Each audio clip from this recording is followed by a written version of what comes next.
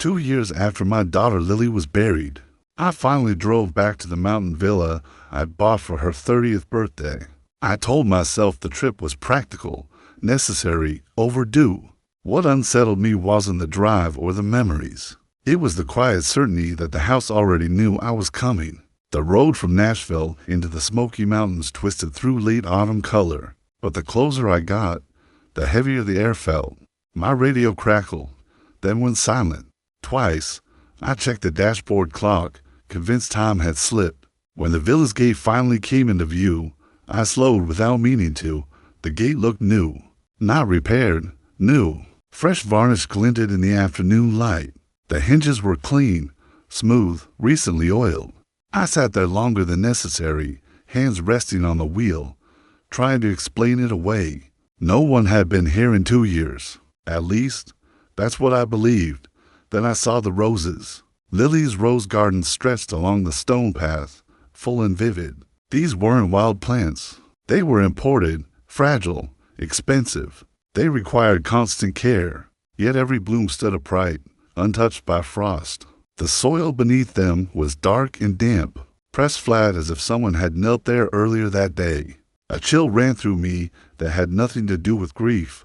I stepped out of the car. The gate opened silently at my touch. No creak, no resistance. The stone path was swept clean, no leaves, no pine needles. The front door unlocked easily, and when I stepped inside, the scent stopped me cold lavender fresh. Recent. Not the stale ghost of memory, but the living smell Lily used every week. The living room looked staged, balanced it carefully. Sunlight spilled across polished floors. A vase of flowers sat on the table, stems still wet. The refrigerator hummed softly in the kitchen. Inside were groceries dated only days earlier, milk, fruit, leftovers labeled in neat handwriting that wasn't mine. I stood there, listening, aware of the house in a way that felt wrong. I reached for my phone and realized I left it in the car. That was when I remembered the security room.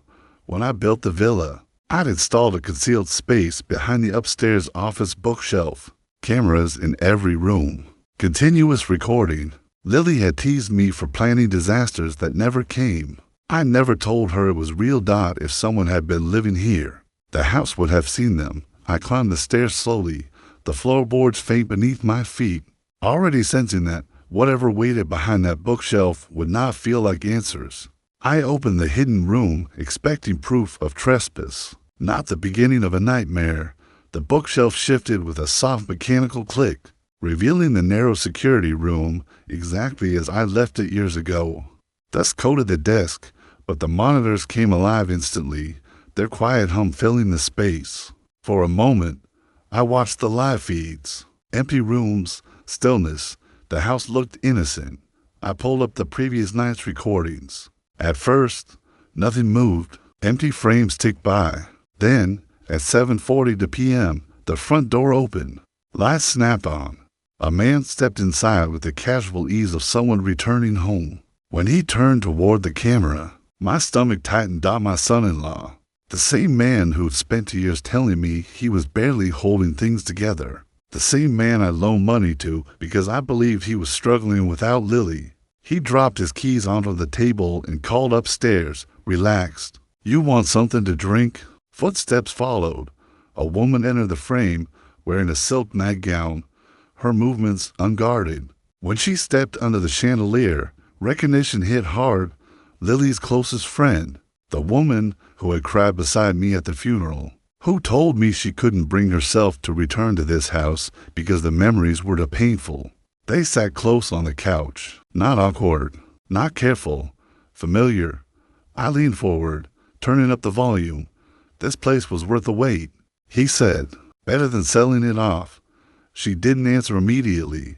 She looked around the room instead, thoughtful, calculating. Then she said quietly, "You said once it was done, this place would finally be ours."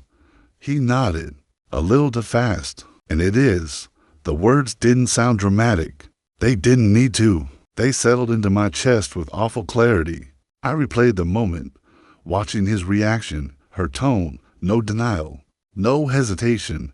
Then headlights swept across the exterior camera. A white SUV pulled into the driveway. My car. He stared at the screen longer than necessary, jaw tightening. For a second, he didn't move. Then his face changed. "Whose car is that?" he asked, though his voice suggested he already knew. He stepped outside, circled the vehicle, and swore, "It's Gordon's." Neither of them spoke right away. The silence stretched. Then panic snapped into place. "He wasn't supposed to come here," she said sharply. I shut down the monitors and plunged the room into darkness.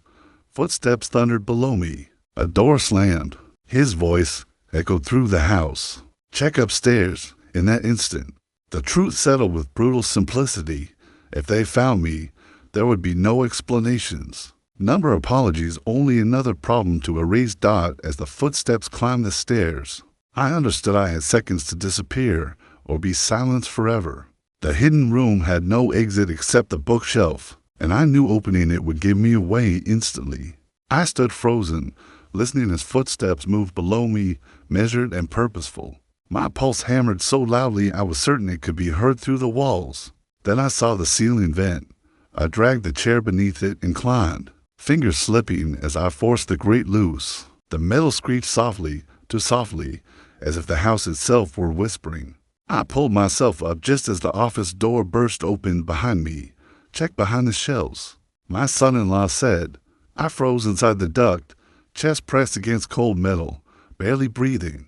Dust filled my mouth. My arms burned as I crawled forward inch by inch. The duct angled sharply, scraping my elbows raw. Ahead, I saw a faint square of gray light. The exterior vent. I shoved it with my shoulder. Nothing happened. Footsteps shifted below me. Someone cursed. I shoved again, harder this time. The vent rattled but held. Panic surged, hot and blinding. My hand slipped, and for a terrifying second I imagined being pulled back down like an animal from a hole. I slammed my shoulder into it again. On the second, the vent finally gave way, snapping outward. Cold rain poured in as I tumbled onto the slick roof. Shouts erupted inside the house. I slid toward the edge, caught myself, then dropped 12 feet to the ground. Pain exploded through my ankle, sharp enough to steal my breath. I screamed once, silently, and forced myself upright. I ran. Thorns tore at my clothes and skin as I pushed through the rose garden. Behind me, a voice shouted. He went over the wall. I climbed blindly, teeth clenched, and fell onto the gravel road beyond the property. Rain soaked me instantly. The mountain road stretched ahead, empty and dark. I ran downhill, limping, driven by fear more than strength. Time blurred. My lungs burned.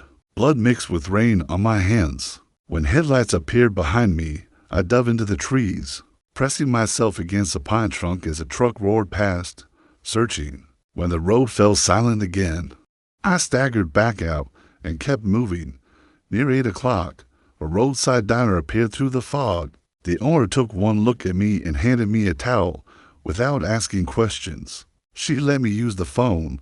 I called the only number I still knew by heart. He answered immediately. I said I needed help. He didn't ask why. That night, alone in a motel room, I understood one thing clearly. Whatever this was now, I was already in it too deep to walk away. As exhaustion pulled me under. One thought refused to fade. Escape hadn't saved me. It had only bought time. I didn't go to the police, not because I doubted the truth, but because truth alone wouldn't protect me. Lawyers could delay it. Money could soften it. Lily deserved more than a careful process that ended quietly. I checked into a roadside motel under a false name and bought a burner phone with cash. Sitting on the edge of the bed, I stared at it longer than I expected.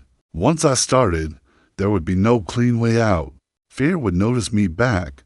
I called my son-in-law first. When he answered, I let my voice waver. I told him I'd gone to the villa and seen Lily near the porch, standing very still, staring at me. I said she looked angry, accusing, that I panicked and fled the mountain with help from a stranger. There was a pause. Then he laughed softly, too softly. "Gordon, that's grief," he said. "You've been through a lot." Relief crept into his voice, but not all of it sounded real. Before hanging up, he asked where I was staying. I gave him a city, not an address. That night, I sent the first message. That medicine tasted bitter, didn't it? 10 minutes passed. Then the burner rang. I didn't answer. The next morning, I sent the second message. I saw you at the pharmacy. This time, the reaction wasn't silence. She deleted her social media accounts within the hour. He called twice, left a voicemail I didn't open. The plan was already pushing back. On the third day, I escalated. The cameras recorded everything. That earned me 3 missed calls and a message that simply read, "What do you want?" I didn't reply. The final message went only to him.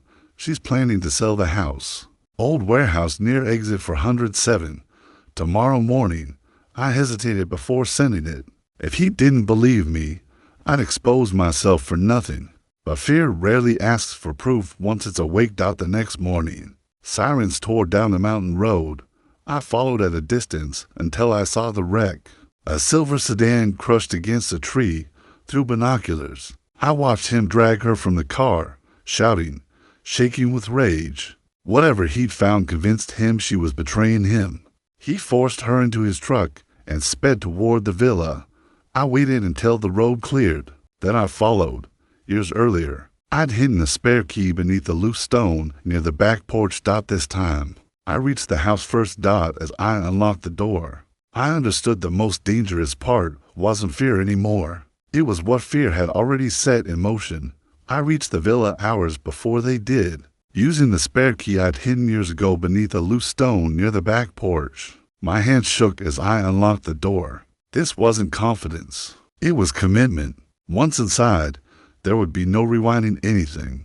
The house was quiet, but it didn't feel empty. I moved straight to the hidden control room and powered the system on. The monitors flickered to life, showing every corner of the villa. I stared at the screens longer than I meant to. This wasn't a weapon. It was a house my daughter had loved. Headlights appeared on the exterior feed just after 8. He dragged her inside, soaked from the rain, fury radiating off him. She was limping badly, barely able to keep up. He shoved the door shut and barricaded it with a bookshelf, breathing hard. I waited. When I finally cut the lights, my finger hovered over the switch. A single press, and the house went dark. She screamed, "It's just the power." He snapped, but his voice wavered. I hesitated again before activating the speakers. Then Lily's favorite piano piece drifted down from the upstairs hallway. The sound felt wrong even to me. He froze. "Did you hear that?" Lavender followed, subtle, familiar, not overpowering. "Just enough." She broke. "She's here," she sobbed. "She knows what we did." Upstairs, the rocking chair creaked, slow, steady. He ran toward it, then staggered back down the stairs, pale and furious. That's when he tore into the wall behind the fireplace, smashing plaster and wild, desperate swings until the steel safe emerged. The safe resisted longer than he expected.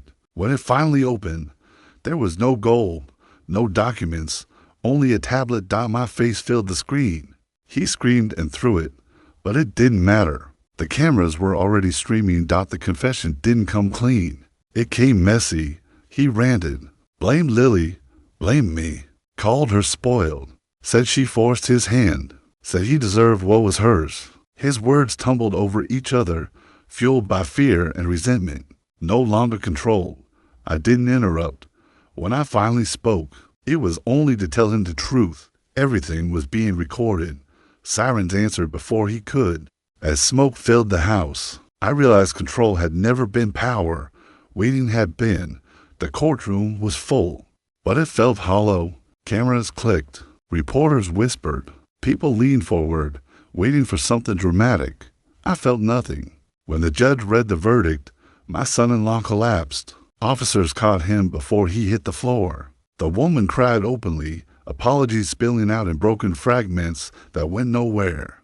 Life without parole. 20 years. The words landed, then passed through me without resistance. Friends spoke to me afterward. I nodded when expected. Bernard kept a steady hand on my shoulder. I didn't thank him. I didn't explain anything. There was nothing left to explain. Weeks later, I visited the prison once. He looked smaller behind the glass, older. His hands shook as he spoke, but I couldn't tell you what he said. I placed my hand against the barrier, felt the cold surface, and stood there until the guard cleared his throat. I left without saying a word. I didn't sell the villa. Instead, I emptied it. Walls were repainted, locks replaced, rooms reassigned. The house became a shelter, not symbolic, not poetic, but practical. Beds, food, counselors, safety. The rose garden stayed. On opening day, women moved through the house carefully, like guests unsure they were allowed to stay. Children followed, quieter than children should be, watching everything. A little girl approached me holding a white rose. She didn't smile. She just held it out. I took it. I didn't say anything. The mountain stood unchanged around us. The house felt different, not lighter, just steadier. For the first time since Lily died, the silence didn't press in on me. It didn't accuse or demand. It simply existed, and somehow, that was enough, standing there, empty and still. I understood numbness wasn't absence. It was how I survived.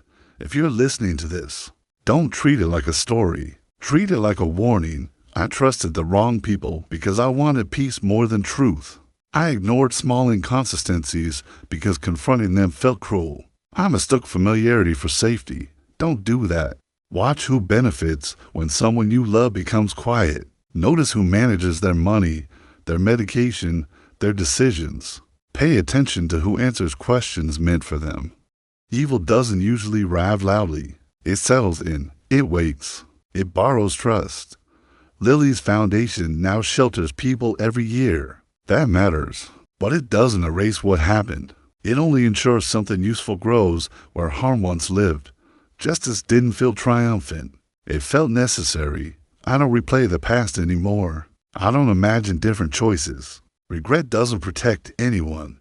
Awareness does. If something feels wrong, stop explaining it away. If someone makes you hesitate, listen to that hesitation. Love doesn't require blindness. Sometimes, the most dangerous moment is the one where everything appears fine. Sometimes the story you hear too late is the one you needed first. So if this made you uncomfortable, good. That discomfort is instinct speaking. Don't silence it, because the cost of ignoring it isn't dramatic or cinematic. It's quiet, permanent, and it shows up when there's no one left to blame. If you're listening, learn from my failure. Protect the people you love. Ask questions. And never assume the truth will surface on its own, because once silence wins, it takes everything with it.